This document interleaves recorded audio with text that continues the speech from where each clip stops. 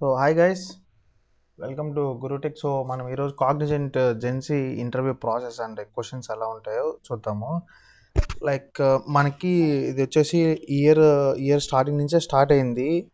నేను కూడా ఈ ఎగ్జామ్ రాశాను. సో ఈ ఎగ్జామ్ జూన్లో నేను అప్లై చేస్తే నాకు ఇప్పుడు వచ్చింది. నవంబర్ స్టార్టింగ్లో నాకు మెయిల్ వచ్చింది. సో ఇంటర్వ్యూ కూడా అయిపోయింది. సో ఆ ఇంటర్వ్యూ ఎలా జరిగింది అనేసి ఈ వీడియోలో షేర్ చేసుకుంటాను. సో ఇంకా ప్రాసెస్కి వచ్చేసి ఫస్ట్ మనకి ఇక్కడ నేను జూన్లో అప్లై చేశాను కాబట్టి నాకు ఇక్కడ నవంబర్ 13th, నాకు నవంబర్ 11th వచ్చింది మెయిల్. ఇట్లా 13th నీకు కమ్యూనికేషన్ అసెస్మెంట్ ఉంటుంది అనేసి. నెక్స్ట్ 12th వచ్చేసి మనకి కమ్యూనికేషన్ అసెస్మెంట్ ఉంటుంది. అండ్ నెక్స్ట్ వచ్చేసి దాని తర్వాత యాప్టిట్యూడ్. సో ఈ కమ్యూనికేషన్ అసెస్మెంట్ ఇక్కడ వీళ్ళు చెప్పినట్టే ఇక్కడ స్టార్ట్ చేస్తే కిందకి వస్తే ఇక్కడ స్టార్ట్ బటన్ ఉంటుంది. సో అక్కడ స్టార్ట్ చేసుకుంటే స్టార్ట్ అవుతుంది. సో ఇక్కడికి వచ్చేస్తే మనకి యాప్టిట్యూడ్ ప్లస్ ఇది టెక్నికల్ మనం సూపర్ సెట్లో రాయాల్సి వస్తుంది. సో సూపర్ సెట్లో మనకి అసెస్మెంట్స్ ఉంటాయి. అసెస్మెంట్స్లోకి పోయేసి అక్కడ స్టార్ట్ చేయాల్సి వస్తుంది. సో ఇది కూడా అంతే. ఇక్కడ మనం యాప్టిట్యూడ్ రాశాను. సో నెక్స్ట్ మనకి ఇది టెక్నికల్ అసెస్మెంట్ వచ్చింది. సో దాని తర్వాత రోజు మనకి ఎప్పుడు డేట్ ఇచ్చారో, సో నవంబర్ 15th నేను టెక్నికల్ రాశాను, 14th యాప్టిట్యూడ్ అయిపోయింది. సో నేను 15th టెక్నికల్ రాస్తే నాకు ఇక్కడ మనకి ఎప్పుడు వచ్చింది, నవంబర్ 19th నాకు మెయిల్ వచ్చింది. సో నువ్వు ఇట్లా ఇంటర్వ్యూకి సెలెక్ట్ అయ్యావు. సో నెక్స్ట్ మీకు ఫిజికల్ ఇంటర్వ్యూ ఉంటుంది, ఇక్కడ అనురాగ్ యూనివర్సిటీలో ఉంటుంది, హైదరాబాద్ అని చెప్పారు. సో ఇది నార్మల్గా ఫేస్ టు ఫేస్ ఇంటర్వ్యూ అయితే కాదు. మనకి అక్కడికి వెళ్ళాక ప్యానల్స్ అరేంజ్ చేస్తారు. సో ఆ ప్యానల్స్లో మనం అక్కడ కూర్చొని మన ల్యాప్టాప్లోనే ఇంటర్వ్యూ ఇవ్వాల్సి వస్తుంది. సూపర్ సెట్లో ఉంటుంది ఇంటర్వ్యూ. మనం అక్కడికి వెళ్తే స్కానర్డ్ కాపీస్ అయినా అదే మన ఒరిజినల్ డాక్యుమెంట్స్ ఇవి mark sheets, provisional certificate, 10th mark sheets కానీ 12th మార్క్ షీట్స్ కానీ అక్కడికి వెళ్తే వాళ్ళు వెరిఫై చేసి మనకి ఇంకా ప్యానల్ అరేంజ్ చేసి ప్యానల్లో ఎవరు ఉండరు, మనం ఒకటే ఉంటాం. ఒక సపరేట్ మనకు రూమ్ లాగా ఉంటుంది. సో ఆ రూమ్లో మనం ఒకటే ఉంటాం, ఇంకెవరు ఉండరు. మనమే అక్కడ ఇంటర్వ్యూ చేసుకోవాలంతా. వైఫై అంతా వాళ్ళే ప్రొవైడ్ చేస్తారు. సో ఇంకొస్తే మనకి ఇంటర్వ్యూకి వెళ్ళే అంటే ఇంకా నాకు ఇప్పుడు 26th నాకు ఇంటర్వ్యూ వచ్చింది. సో 25th మనకి ఆ కాలేజ్ అంటే మీన్స్ నాకు ఇక్కడ అనురాగ్ యూనివర్సిటీ పడింది. నాకు దాని ముందు రోజు, సో నేను ఇక్కడ పెట్టలేదు కానీ ముందు రోజు అనురాగ్ యూనివర్సిటీ నుంచి మనకు మెయిల్ వస్తుంది. సో కాలేజ్ లొకేషన్ వస్తుంది, ఎక్కడనేసి, ఆ కాలేజ్లో ఏ బ్లాక్లో మీరు ఉండాలి అండ్ ఏ బ్లాక్లో కూర్చోవాలి, టైమింగ్స్ అంత పర్ఫెక్ట్ స్లాట్ లాగా వచ్చేస్తుంది. సో అది వచ్చిన నాకు తెలిసి నెక్స్ట్ ఒక హాఫ్ అన్ అవర్కి మనకి ఇంకొక మెయిల్ వస్తుంది, మీకు స్లాట్ మెయిల్ వస్తుంది. సో ఇక్కడ వాళ్ళు చూసుకుంటే మనకి ఈ మెయిల్లో 8:30 నుంచి స్టార్ట్ అవుతుంది అని చెప్పారు కదా. యాక్చువల్లీ 9:30 to 6 స్లాట్ ఉంటుంది. ఆ మిడిల్లో ఎప్పుడైనా మన అక్కడ ఎలా ఉంటుందో ఆ పరిస్థితి బట్టి. ఇక్కడ మనకి నాకైతే ఎక్కడ చూసారంటే నాకైతే ఇక్కడ డివైడ్ చేశారు మాకు. So cluster 1, cluster 2, cluster 3. మన క్లస్టర్ 1 అంటే జావా, క్లస్టర్ 2 వచ్చేసి మనకి పైథాన్ బేస్డ్ ఉంటుంది, క్లస్టర్ 3 వచ్చేసి C# ఉంటుంది. సో ఇక్కడ వాళ్ళు ఎలా పిలుస్తారంటే ఫస్ట్ జావా నుంచి 10 మెంబర్స్ అండ్ పైథాన్ నుంచి 10 మెంబర్స్, C# నుంచి 10 మెంబర్స్. అలా వాళ్ళ దగ్గర ఒక లిస్ట్ ఉంటుంది. ఆ లిస్ట్ బట్టి వాళ్ళు పిలుచుకుంటూ వచ్చేస్తారు. సో అది అయిపోయేటప్పటికి మన నేమ్ ఎప్పుడు వస్తే అప్పుడు వెళ్తారు. అండ్ నెక్స్ట్ ఇంకా మనకి వాళ్ళు వెరిఫై ఫస్ట్ మనకి మెయిల్ అప్పుడే రాదు. వాళ్ళు మనకి ఫస్ట్ స్టెప్ కాలేజ్కి వెళ్ళిన వెంటనే మన నేమ్ పిలుస్తారు కదా. మన నేమ్ పిలిచిన తర్వాత వెరిఫికేషన్ చేస్తారు. మన డాక్యుమెంట్స్ అంతా, అంటే ఇప్పుడు కొంతమంది పర్సంటేజ్ తప్పు పెట్టేసుకునే సూపర్ సెట్లు అప్లై చేస్తున్నారు కదా.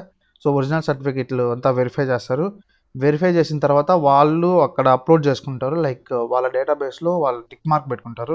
మనకి అక్కడికి కాగ్నిజెంట్ HR కూడా వస్తారు ఒకరు, ఆయన అంతా అప్లోడ్ చేసుకునేసి చేస్తాడు. నెక్స్ట్ దాని తర్వాత మనకేం చేస్తారు, ఇంకా ప్యానెల్ అలాట్ చేస్తారు. సో ప్యానెల్ ఏది ఖాళీగా ఉంటే ఆ ప్యానెల్ వచ్చేసి అలాట్ చేస్తారు. ప్యానెల్ అలాట్ చేసిన తర్వాత మనకి అక్కడ ప్యానెల్ రూమ్కి వెళ్ళిన తర్వాత ఒక అతను వచ్చేసి మనకి అక్కడ వైఫై కనెక్ట్ చేయించేసి మొత్తం చేయించేస్తాడు. అండ్ మనం దాని తర్వాత సూపర్ సెట్లో లాగిన్ అయిన తర్వాత మనకి ఇలా వచ్చి ఇక్కడ మనకి ప్యానెల్ అలాట్ చేసినప్పుడు మనకి ఇట్లా మెయిల్ వచ్చేస్తుంది, ఇట్లా ఉన్నారు మీకు, మా రింగ్ అయినప్పుడు యాక్సెప్ట్ చేయండి అనేసి. ఇక్కడ సో యాక్సెప్ట్ చేసిన వెంటనే ఇంకా ఇంటర్వ్యూ అంతా ప్రాసెస్ అయిపోయిన తర్వాత ఇంటర్వ్యూ కంప్లీట్ అయిన వెంటనే మనకి ఇది వస్తుంది. ఒక 5 minutes వెయిట్ చేస్తే ఇట్లా కంప్లీట్ అయిపోయింది అనేసి ఇట్లా వస్తుంది. సో మీరు యాక్చువల్గా మీరు చూసుకుంటే మనకి జూలైలో ఇంటర్వ్యూస్ జరిగాయి కదా. సో ఇంటర్వ్యూ జరిగిన వాళ్ళకి ఇక్కడ సైడ్ కాగ్నిజెంట్ అనేసి లోగో వస్తుంది, కాగ్నిజెంట్ ఇన్స్టిట్యూట్ ఇంజనీరింగ్ అనేసి. సో ఇప్పుడు ఆ లోగో అయితే రావట్లేదు, లైక్ ఇప్పుడు తీసేశారు అదేమో. ఇప్పుడు ఎవరికి రాలేదు. నేను అక్కడికి వెళ్ళిన కాలేజ్లో కూడా ఎవరికి రాలేదు. మనం చూసుకోవాలనుకుంటే నాకు లైక్ మేము ఇప్పుడు నేను ఒక December 1st అట్లా చూసుకున్నాను. లైక్ మనం ఇంకొక ఇన్స్పెక్షన్ మెథడ్ ఉంటుంది. ఆ క్రోమ్లోకి వెళ్ళేసి మనము నెట్వర్క్ ట్యాబ్స్లోకి వెళ్ళేసి డీటెయిల్స్ చెక్ చేసుకుంటే అక్కడ నెంబర్ ఆఫ్ ఆఫర్స్లో 0 ఉంటాయి. ఇన్ కేస్ మీకు ఏదో ఆఫర్ లేకుండా కాగ్నిజెంట్ కంటే ముందు ఉంటే ఒకవేళ సెలెక్ట్ అయినప్పుడు నెంబర్ ఆఫ్ ఆఫర్స్లో 0 ఉంటుంది, ఇలా కనిపిస్తుంది మనకి. సో ఇంకా నేను 2 అప్లై చేశాను. సో ఒకటి L&T, ఇంకోటి కాగ్నిజెంట్ ఈమెయిల్ అండి. సో L&Tకి ఇంకా నాకు ఎగ్జామ్ అవ్వలేదు. సో నేను అది చేసుకున్నాను. నెంబర్ ఆఫ్ ఆఫర్స్లో ఇక్కడ 1 చూపిస్తుంది. నెక్స్ట్ ఇది చెక్ చేసుకోండి. ఫ్రోజన్, ఇక్కడ అకౌంట్ మనకి ఫ్రోజన్లో ఉంటే మనకి ఏమంటే మీనింగ్ అకౌంట్ డీటెయిల్స్ మనం మార్చలేము సూపర్ సెట్లో. ఎందుకంటే ఆఫర్ లెటర్ జనరేట్ చేసి నార్మల్గా LOA జనరేట్ చేసేదానికి అకౌంట్ ఫ్రోజన్లో పెట్టే జనరేట్ చేస్తారు. సో అందుకనేసి ఇక్కడ ఫ్రోజన్ ట్రూ అని ఉంటుంది. సో ఈ 2 చెక్ చేసుకోండి. లైక్ ఇలా నెక్స్ట్ ఇంకా మనకి ఇంకేం లేదు, వీటిలో వచ్చేస్తుంది. సో మనం ఇంకా ఇంటర్వ్యూ క్వశ్చన్స్కి వద్దాం.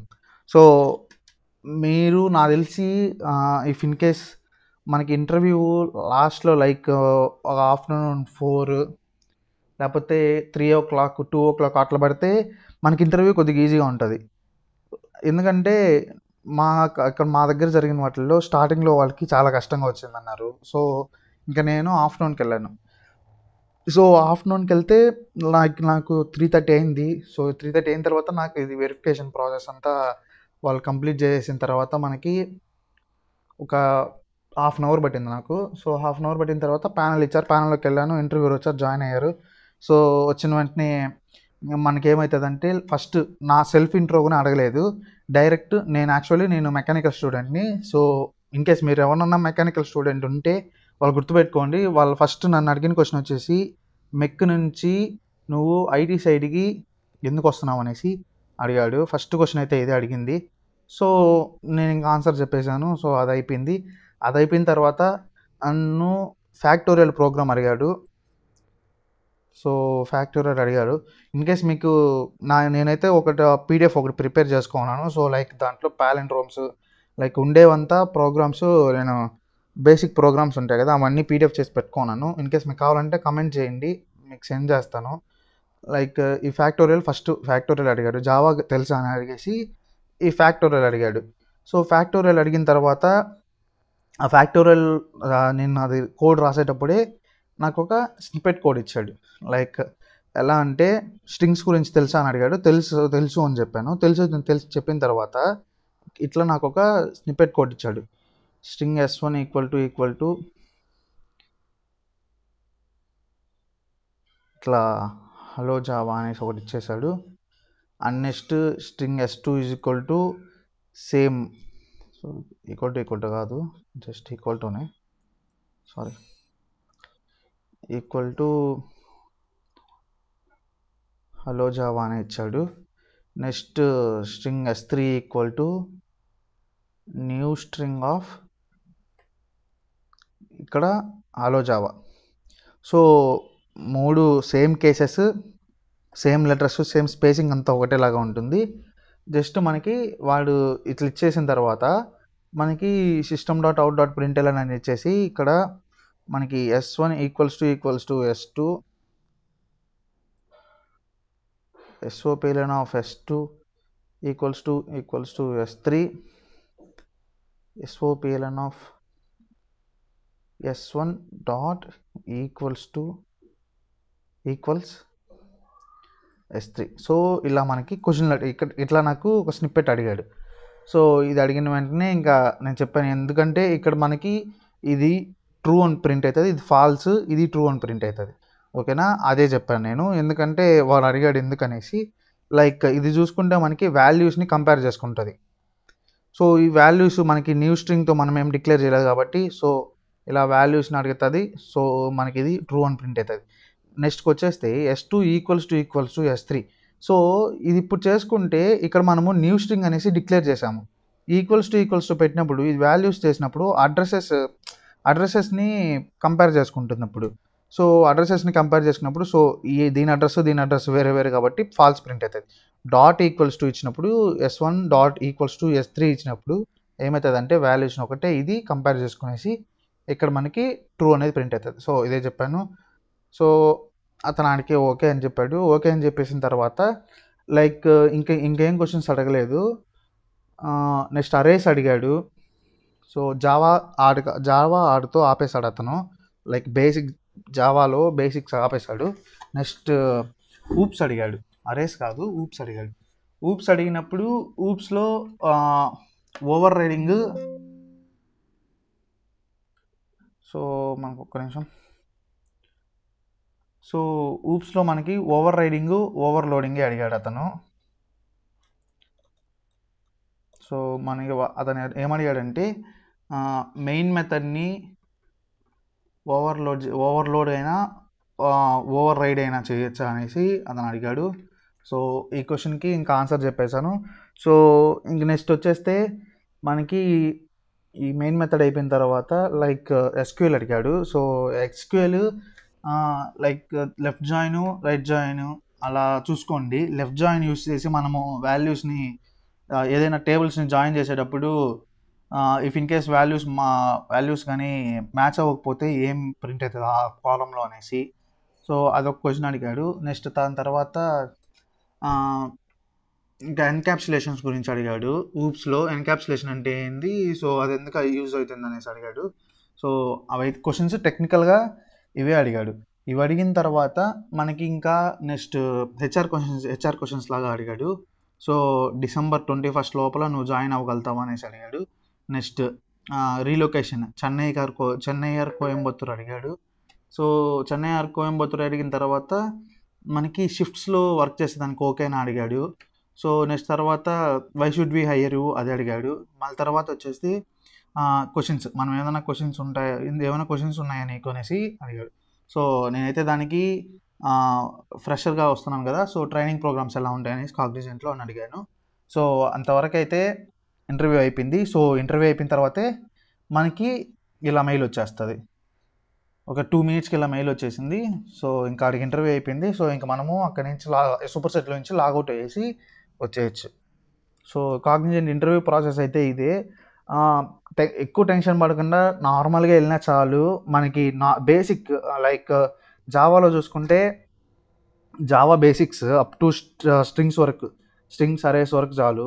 నెక్స్ట్ వచ్చేస్తే లైక్ ఊప్స్ కాన్సెప్ట్స్ ఏవేవి ఉన్నాయి కదా, encapsulation, abstraction, override, overload and method overloading, multithreading అవి నేర్చుకోండి. జావా స్క్రిప్ట్ జస్ట్ బేసిక్స్ అడగండి. ఓకే, నేను ఒకటి క్వశ్చన్ మర్చిపోయా. అతను జావా స్క్రిప్ట్ అడిగాడు. జావా స్క్రిప్ట్ అంటే ఏంది, అది ఎందుకు యూజ్ చేస్తాం అనేసి. సో అది ఒకటి అడిగాడు. నెక్స్ట్ HTML CSS తెలుసా అని అడిగాడు. తెలుసు అని చెప్పాను. అన్ని క్వశ్చన్స్ అడగలేదు. HTML CSS మీరు బేసిక్గా జావా స్క్రిప్ట్, HTML CSS ఊరికి ఓవర్వ్యూ వర్క్ చూసుకెళ్ళండి.